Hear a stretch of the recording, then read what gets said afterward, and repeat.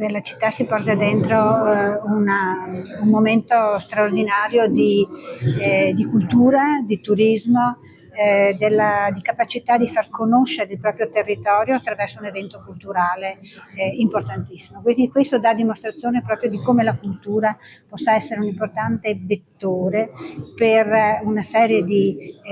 volani, di elementi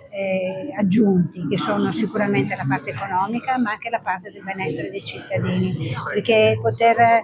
vedere, frequentare una mostra con questi capolavori sicuramente fa bene anche all'animo, quindi noi siamo estremamente soddisfatti di tutto quanto è successo in questi 6 mesi così veloci che di fatto non ci siamo quasi neanche accorti, perché è iniziato e così ci siamo trovati alla fine. È vero che tutto passa nella vita, ma le cose belle passano anche più velocemente, però porteremo sicuramente nel cuore un bel momento per la città, ma anche tante esperienze, tante competenze che abbiamo acquisito, che abbiamo raggiunto, sia nella possibilità e capacità di accogliere come museo un numero così importante di visitatori, ma anche per aver potuto avere in restituzione un museo estremamente tecnologico e pronto a accogliere anche delle mostre altrettanto importanti.